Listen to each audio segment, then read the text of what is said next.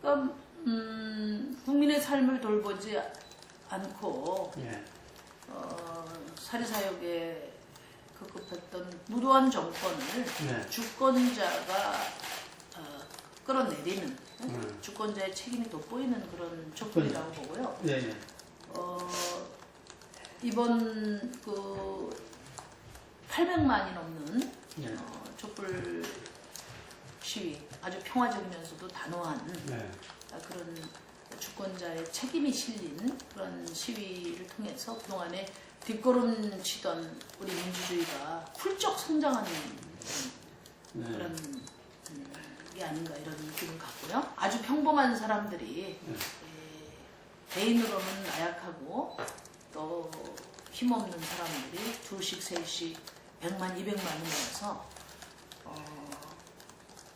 정권을 끌어내리는 그런 비범한 일을 해냈다는 그 촛불 시민들의 체험이 앞으로 새로운 대한민국의 원동력이 에너지가 될 것이다. 저는 이렇게 봅니다. 예. 이게 가장 중요한 게 아닌가 이렇게 생각하고요. 과거에 김대중 대통령께서는 늘 행동하는 양심을 말씀하셨어요. 예. 그때는 독재 정권의 칼날이 무서워서 오라도 양심에 따라 행동하기 어려웠지 않습니까? 그때는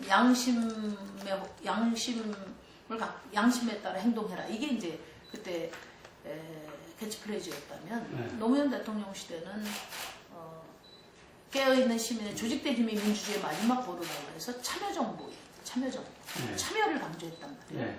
근데 이번 시위가 갖고 있는 특징, 세계가 놀라는 이유는 800만이 시위에 참여했지만은 어떤 한 사람 다치지 않았고 뭐 하나 부서진 거 없단 말이죠. 그만큼 평화롭지만 그러나 단호한 목소리로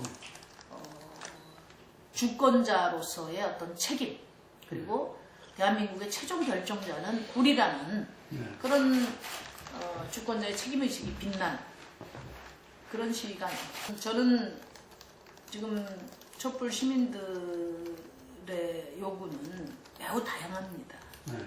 그러니까 한마디로 말하면 낡은 기득권 질서와 체제를 근본적으로 바꾸라는 거예요. 그러니까 지금 뭐 낡은 정경유착에서부터 시작해서 내 노동의 가치가 유린되는 현실까지 또 지금 정치 검찰로 거꾸로 선 어떤 법치를 바로잡는 문제에서부터 사회 전반에 대해서 언론개혁, 교육개혁, 뭐 노동개혁 뭐 전반에 대한 개혁을 하라는 거거든요. 그것은 다시 말하면 지금 지금 대한민국이 세계 선진국 중에서 가장 빈부격차가 크고 아이를 가장 낳기 어렵고 그리고 청년들에게 헬조선을 원망할 수밖에 없는 이런 현실을 만든 기성 정치권에 대한 강력한 문제제기다. 그런 점에서 촛불 시민혁명은 촛불 정치혁명으로 연결되어야 한다는 것이 저희 생각이고요. 그래서 아마 시민들이 우리가 주권자인데 늘 이야기했어요. 탄핵 소추가 안 되면 탄핵이 국민의 뜻대로 안 되면 그 다음에는 어떻게 해야 되냐 이 질문을 늘 합니다. 그러니까 주권자로서 권력은 국민으로부터 나온다고 했지만 할 수 있는 게 유일하게 투표하는 것밖에 없어요. 그러면 탄핵 소추를 해도 안 되고 또 탄핵 심판을 해도 안 될 경우에 그럼 최종적으로 어떻게 할 거냐 그런 점 때문에 이제 국민 소환제라든지 주권자로서 최종 책임자로서의 권한 이것을 더 적극적으로 요구하게 될 거고요. 그 다음에 국회에 대해서 늘 의심의 눈초리로 국민들이 보고 있습니다. 광장에 와서는 국민들에게 충성을 약속하고 국회에 오면 또 타협에 매달리고 흔들리는 주권자에게 충실하지 못한 국회에 대해서 국민들이 불신의 눈을 보이고 있어요. 지금 과연 이 대한민국 국회가 5천만을 제대로 대변하는 민의의 전당이냐에 대해서 강한 의구심을 갖고 있습니다. 그러면 진정한 민의의 전당으로 만들기 위해서 이제 선거법을 비롯한 바꿔야 된다고. 그렇게 해서 주권자들에 의해서 통제되고 주권자들을 위해서 봉사하는 그런 정치 개혁, 정치 변화에 대한 강력한 요구를 하게 될 거라고 봅니다. 그러니까 우선 이제 그동안의 개헌은 정치권 내에서 논의가 이루어져 왔고요. 개헌 특위도 정치권 내부 논의의 연장선상에서 지금 만들어지고 있는 것이고, 그런데 이 개헌이 뭐 권력 연장이라든지 또 세력 재편의 수단으로서 개헌이 필요하다고 주장하는 이런 이제 정치권 내의 개헌 논쟁은 저는 국민들의 동의를 얻기 어렵다. 이미 저것은 매우 정략적이다. 그리고 국민들을 위한 정치가 아니라 자기들 권력 연장하고 그 다음에 또 뭐 세력 재편하기 위해서 개헌이라는 걸 내세우고 있구나. 이런 부정적인 그 의미로 국민들에게 전달되고 있다. 저는 이렇게 봅니다. 그래서 이 점에 대해서는 이런 그 정략적 개헌론에 대해서는 저는 경계할 필요가 있다 이렇게 보고요. 그러나 저는 이번 대선은 촛불 대선이고 촛불은 이미 개헌 정치를 요구하고 있어요. 개헌 정치를. 그렇죠. 그러니까 이번 대선은 명적인 말이에요. 그렇죠. 이번 대선은 개헌 정치가 주도할 거라고 봅니다. 무슨 얘기냐면 원튼 원하지 않든 차기의 대통령이 될 사람은 과거처럼 올와나싱으로 권력을 전유하는 대통령은 될 수 없어요. 좀 국민들은 제왕적 대통령 시기에 어떤 정권을 창출하는 것에 반대하고 있습니다. 그리고 또 지금 아까 얘기한 것처럼 이제 국회가 말하자면 그 기득권 정치의 담합 구조로 촛불 민심을 왜곡한다든지 또는 촛불 민심의 개혁 요구 열망을 갖다가 배제한다든지 이런 식으로 계속 반복돼 왔던 것에 대해서 강한 의구심을 갖고 있어요. 그러니까 국민들이 생각할 때 국민들이 원하는 정치, 촛불이 원하는 정치 개혁을 놓고 각 대선 후보들이 앞다투어서 공약을 내걸 가능성이 높습니다. 이 개헌, 그러니까 국회에서 이루어지는 개헌의 법적 절차와 상관없이 이미 이 촛불 국면에서 국민들의 지지를 얻기 위해서 개헌적 내용을 주된 공약으로 내세울 가능성이 많습니다. 어떤 사람은 임기를 단축하겠다. 어떤 사람은 총리를 나는 뭐 국회에서 선출한 사람을 하겠다. 아니면 어떻게 책임 총리로 하겠다. 나는 내가 대통령이 되면 대통령 비서실을 축소하겠다. 그리고 제가 대통령이 되면 선거제도 하겠다. 이런 말하자면 주권자의 권리를 강화시키고 그리고 주권자들의 뜻과 어긋난 정치 체제, 권력 구조를 과감하게 개혁하는 이런 비전을 앞다투어서 대선 주자들이 내놓을 것이고 결국은 개헌 정치가 주도하는 대선이 될 것이다. 저는 그렇게 봅니다. 그래서 이제 이게 굉장히 이 개헌 문제가 말하자면 어떤 정략적인 그 갈등 구조가 기왕에 형성돼 있는 상태에서 촛불 개헌 정치가 시작이 됐기 때문에 촛불 시민들도 그런 정략적인 개헌에 반대한다 이렇게 이야기를 합니다. 그러나 결국은 촛불 시민들이 요구하는 근본적인 어떤 대한민국의 개혁의 열망, 이 개혁을 추동할 수 있는 정치, 결국은 그 정치 체제나 권력 구조에 대한 근본적 변화가 없이는 가능하지 않기 때문에 결국은 대선 국면에서 촛불이 제시하는 촛불이 제시하는 요구를 어떻게 그러니까 촛불이 제시하는 요구를 공약화하는 것이 결국은 개헌 정치로 표현될 것이다 이렇게 보는 겁니다. 얘기가 복잡해졌는데. 아니 준비가 잘 됐습니다. 그런데 그 정당은 어쨌든 간에 그러니까 제가 이게 지금 논란이 되니까 정치권 내에서 어떤 세력 재편을 중심으로 한 개헌 논쟁, 이것은 국민들에게는 매우 그러니까 국민들에게는 매우 부정적으로 인식되어 있다는 거고요. 그와 상관없이 촛불에서 제기된 과감한 어떤 개혁의 요구는 결국은 촛불 정치 개혁을 혁명적으로 하라는 그런 요구일 수밖에 없고, 그러면 이번 대선은 이런 촛불 민심의 요구를 적극적으로 받아안는 그런 이제 공약으로 그 주된 의제로, 그러니까 촛불 민심의 요구가 주된 의제로 경쟁하게 될 거라는 거죠. 그것이 이제 대부분 이제 아까 말씀드린 것처럼 주권자의 권리를 어떻게 확대하고, 주권자의 뜻에 어긋나는 그런 정치 체제 어떻게 바꾸고, 그 다음에 주권자들을 더 힘들게 만드는 이런 그 권력을 어떻게 주권자의 것으로 만들고 하는, 아까도 제가 예를 들었지만 뭐 책임 총리 또는 내가 국회에서 선출하는 책임 총리 또는 뭐 연립정부 또는 뭐 청와대 비서실 축소, 아예 뭐 청와대를 무슨 어디 청와대 밖에다가 어디 이제 청와대를 돌려준다는 이야기 있어요. 돌려준다. 뭐 이런 어떤 그동안의 전횡적인 대통령 권력을 나누고 축소하고 시민들에게 돌려주는 이런 개헌적 내용이 아마 대통령 후보 공약의 중심 쟁점이 될 것이다.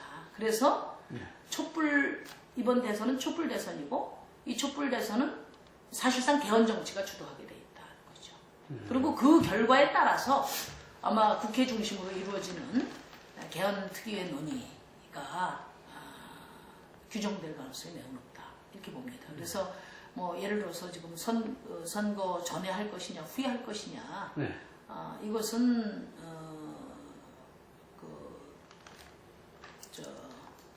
매우 무의미한 논쟁이다.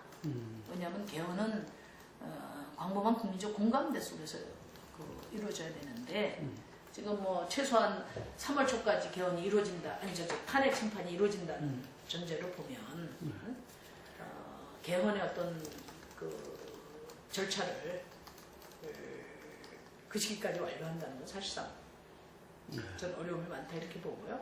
그것이 아니라 오히려 촛불 민심의 요구를 받아 안아서 자신들의 어떤 비전, 그 다음에 정치개혁의 어떤 프로그램, 이런 것들을 전면적으로 제기하고 경쟁적으로 제기하고, 그런 내용이 사실상 제왕적 대통령제라고 하는 권력구조의 실질적 변화를 만들어가는, 그리고 그 결과로서 개헌의 어떤 법률적 절차가 진행되는 이런 프로세스로 가게 되지 않을까. 그리고 그것이 가장 바람직한 방법이다.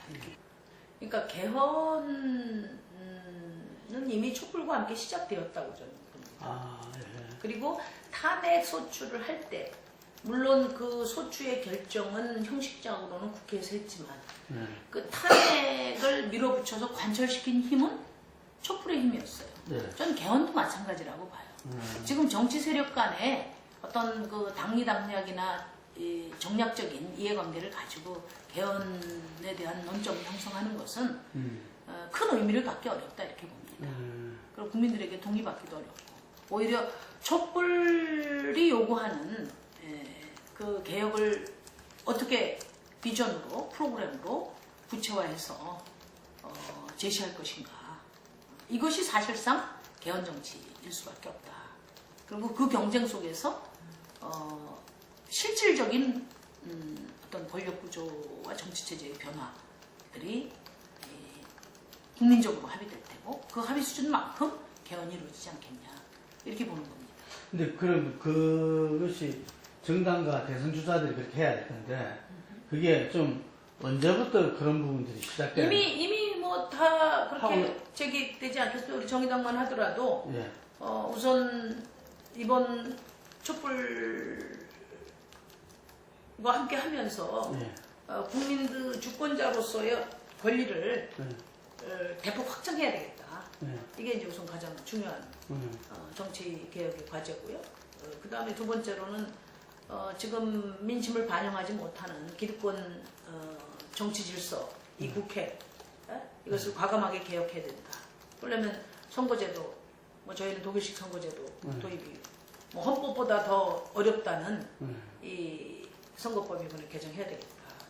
그리고 지금 제왕적 대통령제의 폐해를 해결할 수 있는 그런 권력 구조의 변화에 대한 구체적인 청사진도 마련해야 되겠다. 이렇게 지금 논의를 하고 있습니다. 그리고 그것이 누가 대통령 후보가 되든 정의당의 공약으로 제시되고 정의당에서는 지방 분권에 대해서는 뭐 이야기들이 없습니까? 지방 분권도 여전히 논의를 하고 있습니다. 그런데 단체장들이 보니까 헌법 초안도 만들었던데. 그러니까 그 2%의 지금 지방자치제가 지금 그 20%의 네. 지방자치제 8대2. 네, 8대2니까 그래서 적어도 모든 실질적인 그 예산과 또 그 결정 권한이 예산과 권한이 5대5 정도는 돼야 된다는 것이 저희 당의 생각이고 그것도 아마 주요하게 반영이 될 겁니다.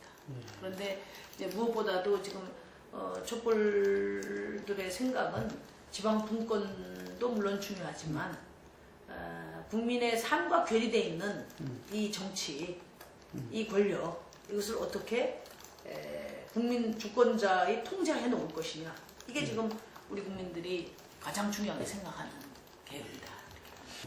그 지금 뭐 조직적인 공모가 대통령 박근혜 피의자 박근혜부터 감옥에 있는 최순실부터 지금 새누리당의 친박까지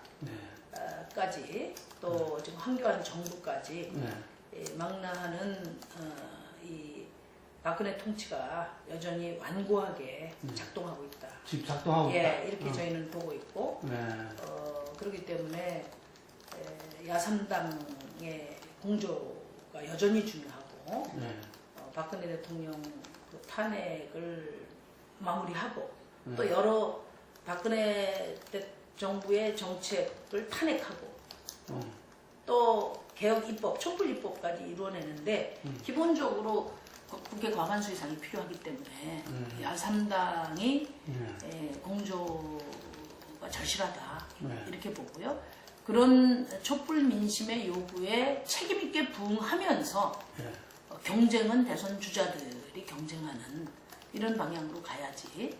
지금 각 당이 이제 뭐 탄핵 소추 끝났다고 해서 서로 야당들 간에 사소한 문제 가지고 각세우고 또 뭐 자기 정치하기에 바쁘다면 아마 국민들이 그 야당에게 권력을 쉽게 주지 않으려고 할 겁니다. 그런 점이 좀 염려가 됩니다. 마치 뭐 비박 친박이 국민적 정당성을 갖는 하나의 기준처럼 이렇게 되는 것은 경계해야 된다. 실제 우리 국민들도 생각하지 않는다. 새누리당은 해체해야 된다는 게 국민들 생각이에요. 왜냐하면 새누리당이 함량미달의 대통령을 내세웠고 그 다음에 3년 대통령 임기 내내 지금 이른바 국정농단의 정책들을 전당적으로 서포트를 했고 그 다음에 최순실 일당을 비호하고 은폐하는 데 지금까지도 역할을 하고 있지 않습니까? 근데 새누리당은 총체적으로 국정농단의 공범자고 그건 친박이든 비박이든 정도의 차이는 있지만 공동 책임이다. 그래서 중요한 것은 비박이 나와서 따로 정당을 한다 하더라도 새누리당 정치에 대한 근본적인 성찰과 또 책임 그리고 새로운 비전을 어떻게 제시하느냐가 중요하다.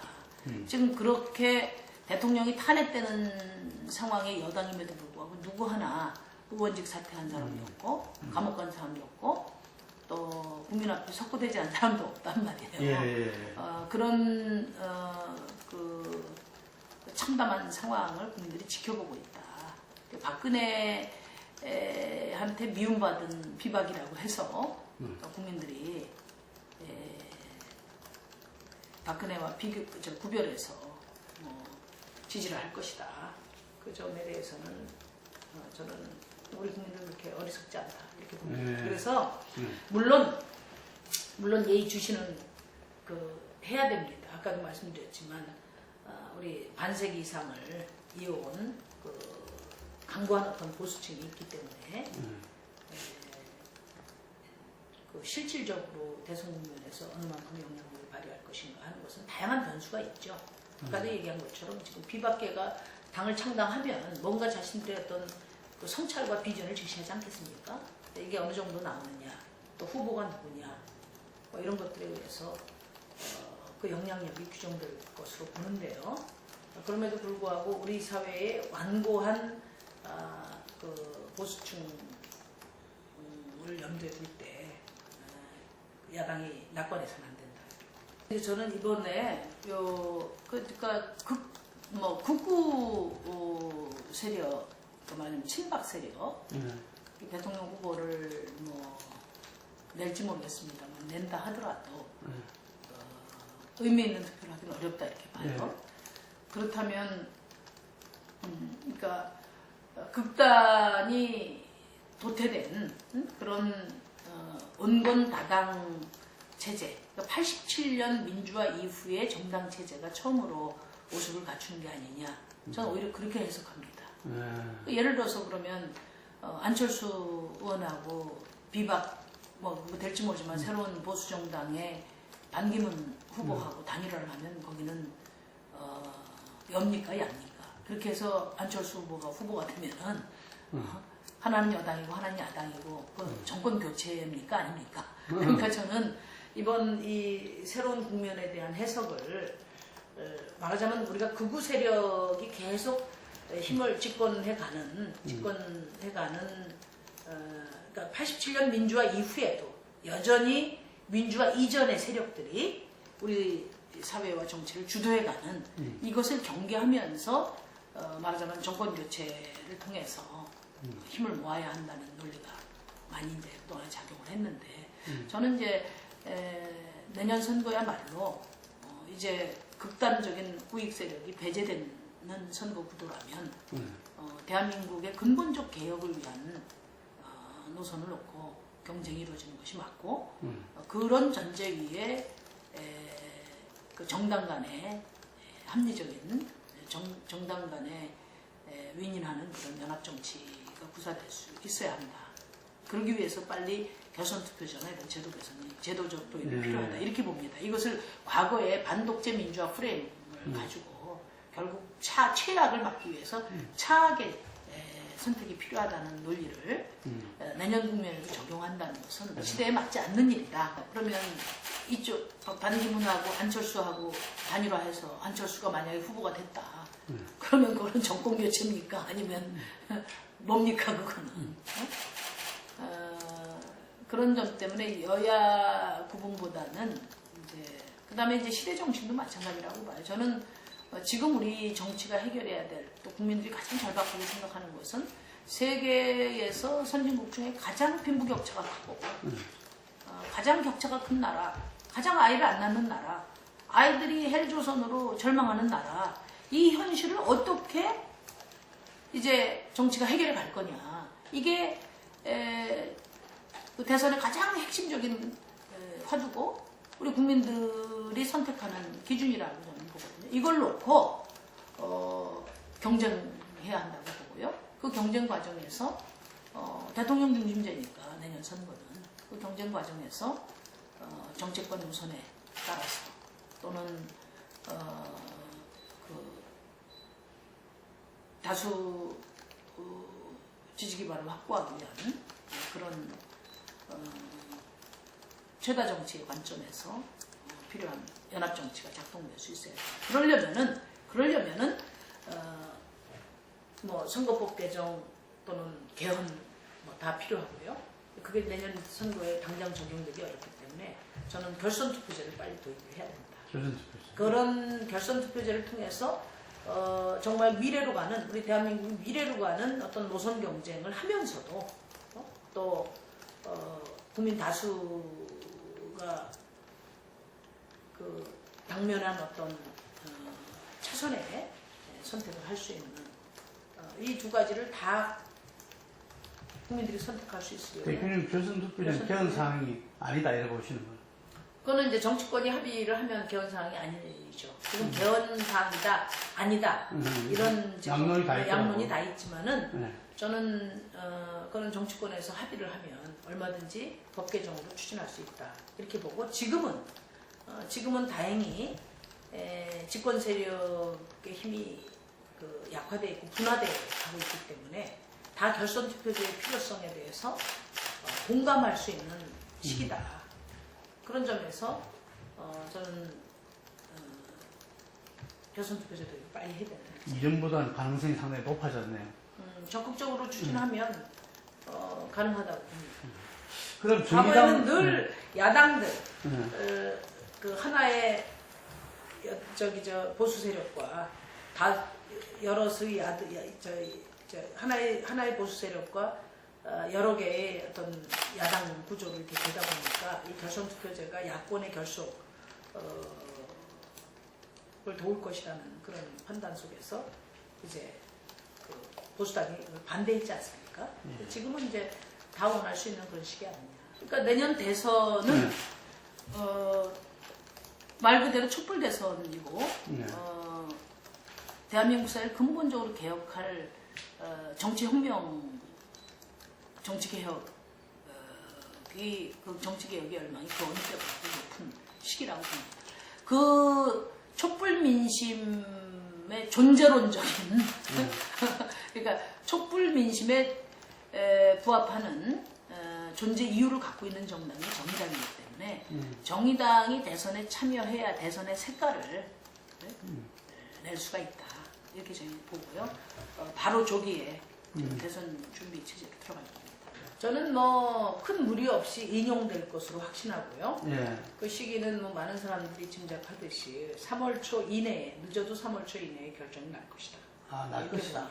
왜냐하면 헌법재판소야말로 헌법을 다루는 곳이고 이번 대통령의 탄핵은 아까도 말씀드렸지만 국회에서 형식적 절차는 진행을 했지만 국민의 절대 다수가 탄핵한 것입니다.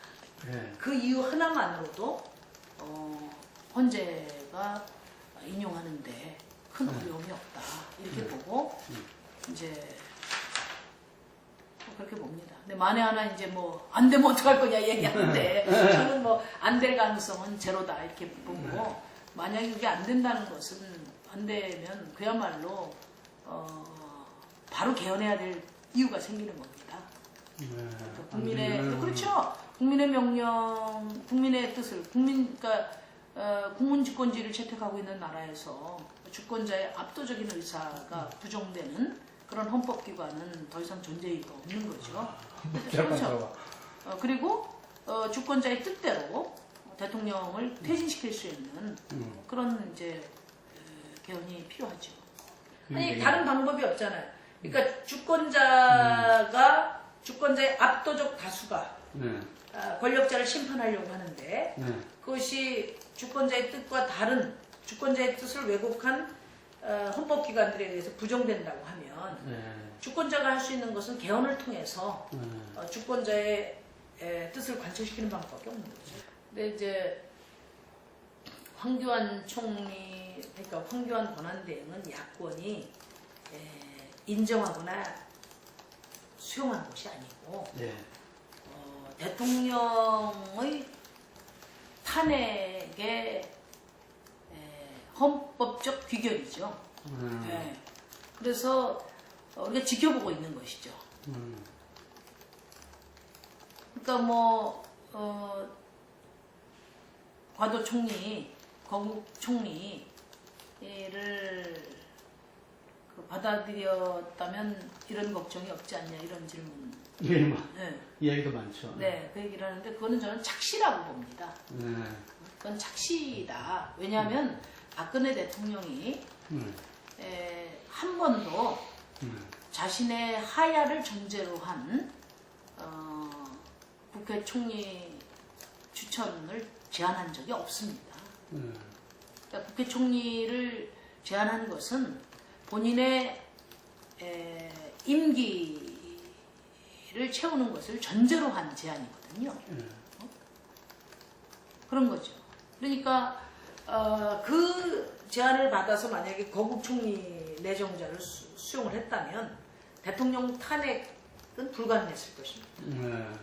그렇다면 아마 주권자인 촛불이 이 대통령과 거래한 그런 정치권을 부정하는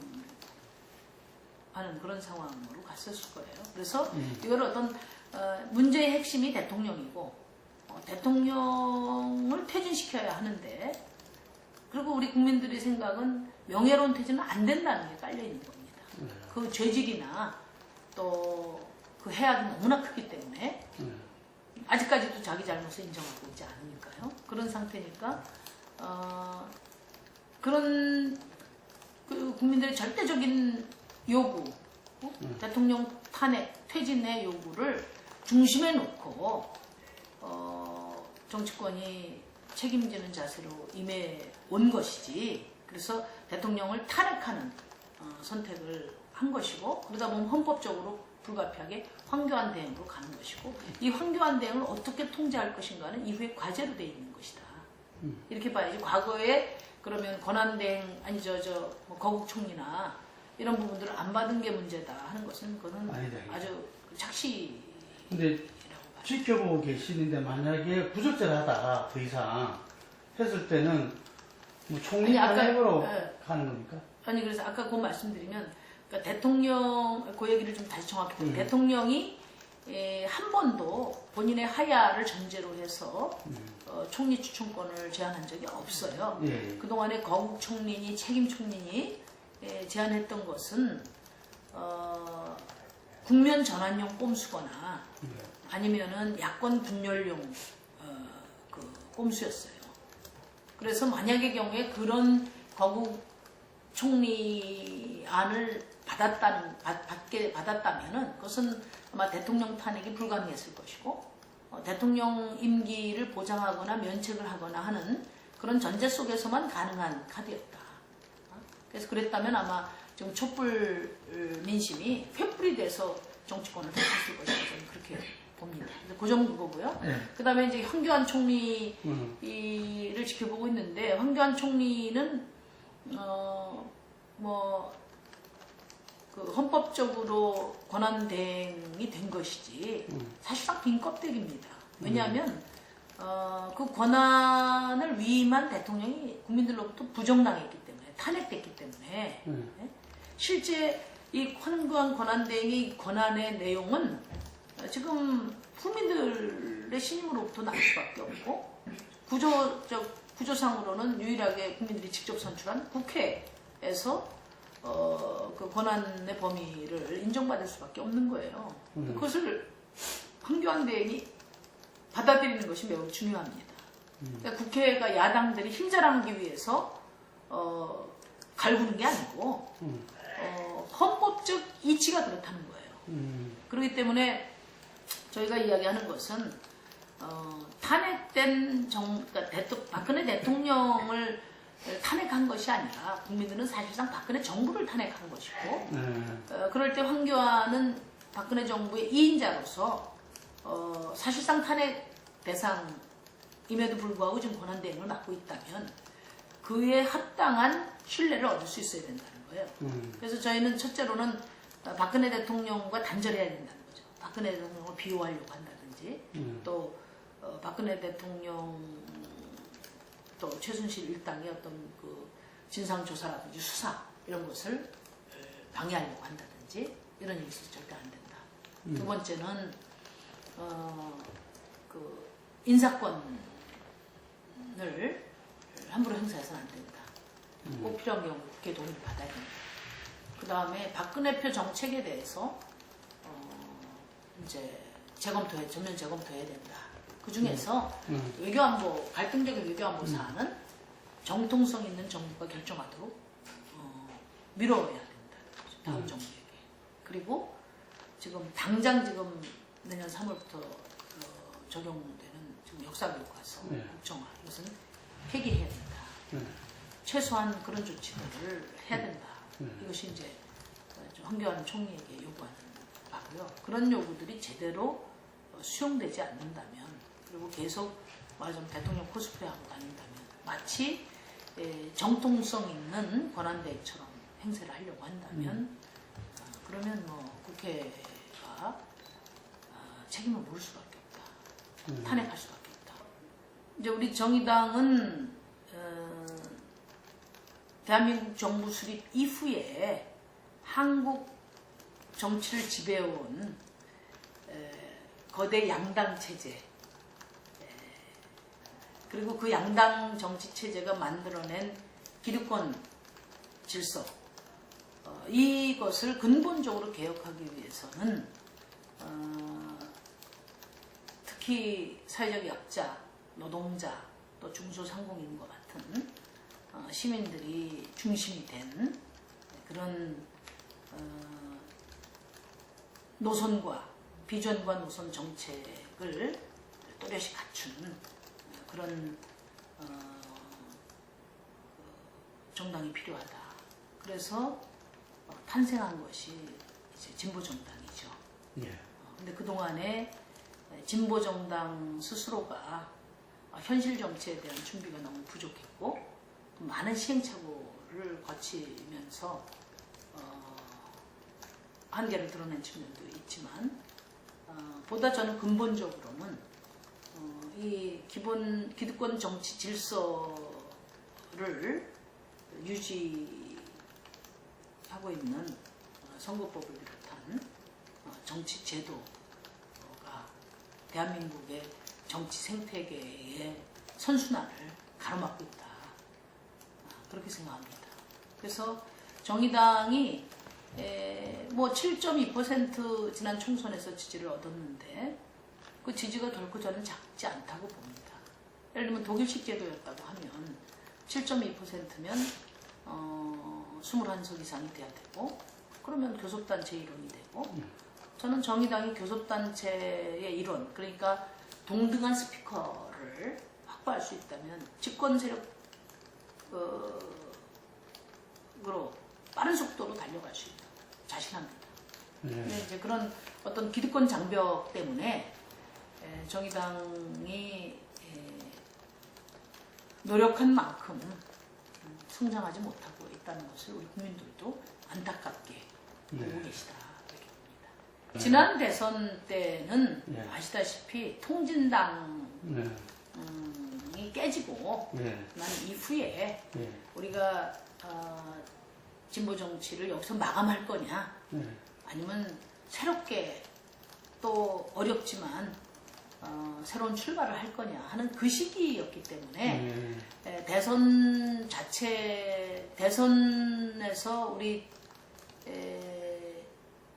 그러니까 대선에서 우리 당이 뭐 큰 성과를 낸다는 대선 자체의 목표를 세우기가 어려운 상황이었어요. 그 당시는 오히려 정의당이라는 그 새로운 어떤 정당으로서의 출발을 제시하는 그런 프로그램으로서 대선 출마였기 때문에 지금 원내 정당으로서의 정의당의 내년 대선에 임하는 태도하고 자세하고는 뭐 비교할 수가 없죠.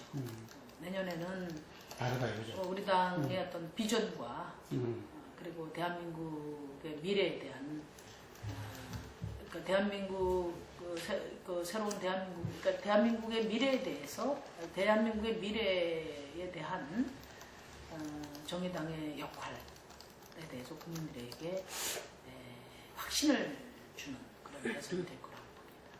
대표님도 참여하실 거죠? 저희 당이 승리하는데 필요한 모든 일을 해야 된다고 보고요. 연내에 가보건 결정할 겁니다. 반기문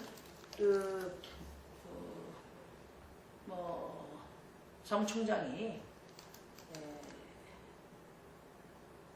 대한민국 미래를 위해서 가장 효과적으로 기여할 수 있는 일이 무엇인지 깊이 생각해 보시길 권합니다. 그러니까 정치 지도자들이 실패가 거듭 반복되면서 우리 국민들의 그 삶이 매우 힘든데 저는 정치야말로 정치 속에서 훈련되고 검증된 그런 정치 전문가가 해야 된다.